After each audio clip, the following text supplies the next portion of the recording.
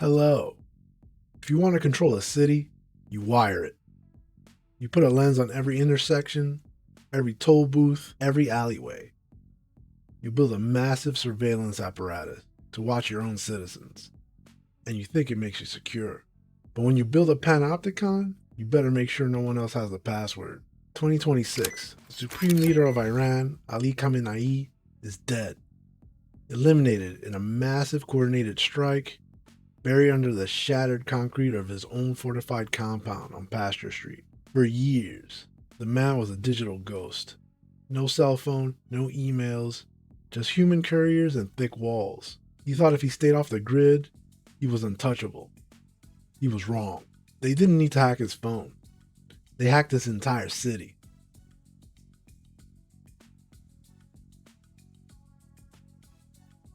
Israel didn't just hack a few cameras. They compromised nearly all of Tehran's urban traffic and security cameras years ago. Years before the bunker busters fell, Israeli intelligence quietly picked the digital lock on Tehran's extensive traffic and closed-circuit camera network. We're talking about almost every camera in the city. And the traffic cameras were a goldmine.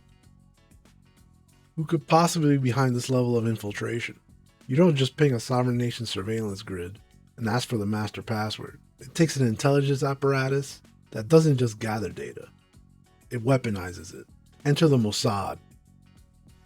Backed by Israel's elite cyber warfare division, Unit 8200. Historically, the Mossad built its mythos on wet work in the shadows.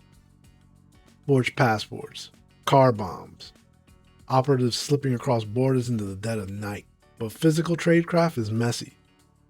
In the 21st century, the world's most ruthless intelligence agency traded the silenced pistol for the zero-day exploit. They don't only smuggle spies into Tehran, they can hijack the eyes of the state through a fiber optic cable.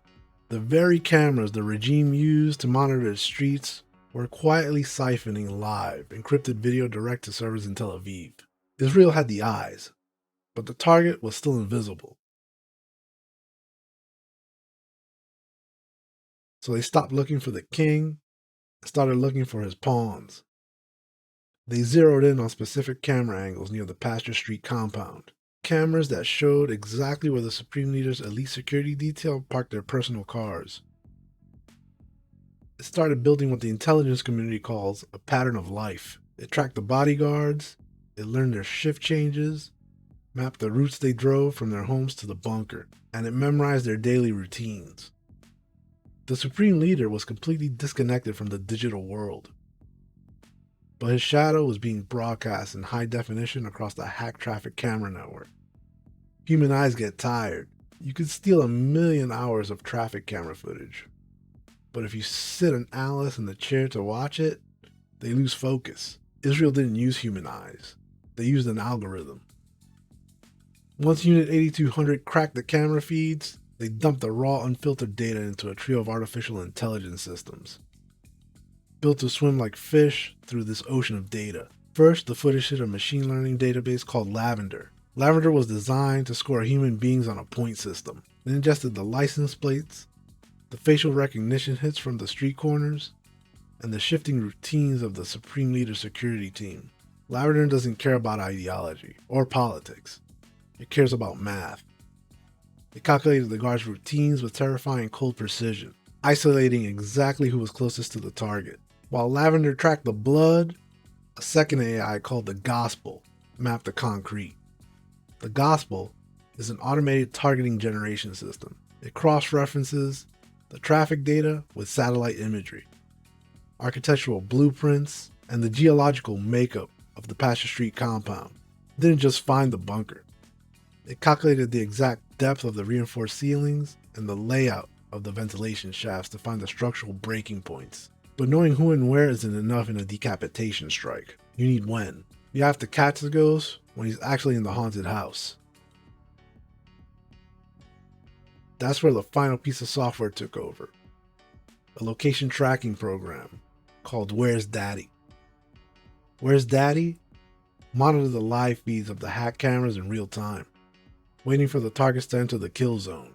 And the only reason it could see them is because of the Supreme Leader's own paranoia. To crush internal dissent, the regime had dropped the digital Iron Curtain. They plunged the country into darkness, intentionally severing the internet for tens of millions of everyday citizens. It was a brutal, effective way to blind the public, but you can't run a military dictatorship completely in the dark. While the citizens were cut off from the outside world, the internet for the elite, the secure network for the government, the traffic cameras, and the Supreme Leader's own security detail was left perfectly intact. It is the ultimate irony of authoritarian control. The Supreme Leader shut off the internet to Iran to protect himself from his own people, completely unaware that he was leaving the door wide open for the machine. The AI rode that elite whitelisted network and needed those cameras online to watch the specific bodyguards park their cars, walk past the checkpoints, and descend into the fortified compound. Once the algorithm probability reached near certainty that the Supreme Leader was sealed inside, the intelligence network made its final move. Israel launched a localized electronic warfare attack, actively overwhelming the cell phone towers immediately surrounding the compound. The guards' phones suddenly showed busy signals. No text messages could get in or out. No early warnings from the lookouts. The targets were locked in a concrete box, completely deaf and completely blind. The machine generated the kill order and passed the coordinates to the sky.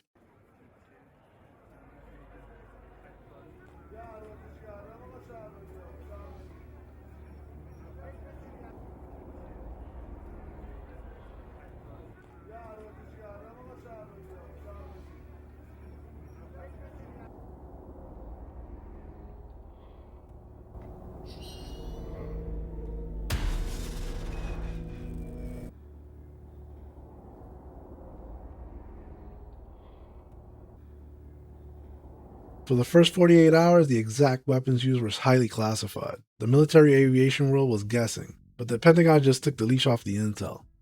And the reality of the operation is staggering. Under the direction and direct orders of President Donald J. Trump, the Department of War launched Operation Epic Fury, the most lethal, most complex, and most precise aerial operation in history.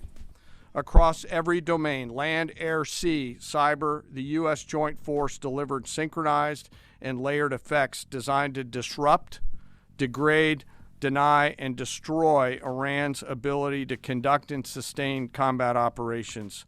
The first movers were U.S. Cybercom and U.S. Spacecom, layering non-kinetic effects disrupting and degrading and blinding Iran's ability to see, communicate, and respond. Designed to daze and confuse them. Coordinated space and cyber operations effectively disrupted communications and sensor networks across the area of responsibility, leaving the adversary without the ability to see, coordinate, or respond effectively. American B-2 bombers, which again, similar to Midnight Hammer, flew a 37-hour round-trip sortie from the continental United States, dropping precision, penetrating munitions on Iranian underground facilities across the southern flank and slightly deeper. The hit wasn't just a drone strike. It was a massive, synchronized execution. Before the first jet even crossed Iranian airspace, U.S. Cyber Command launched the opening salvo. They didn't drop explosives yet. They dropped a digital blackout. They actively disrupted Iran's sensor network and communications, completely blinding the country's early warning systems. The radar screens went dark. With the skies wiped clean, Israel moved in for the kill. The AI systems had the target's coordinates. They hit the Pastor Street compound in broad daylight, and they weren't alone. As Israel decapitated the leadership, the US followed right behind to shadow the hardened infrastructure. The US B-2 Spirit stealth bombers made a 37-hour continuous round-trip flight from the continental United States to drop the ultimate Earth crushers.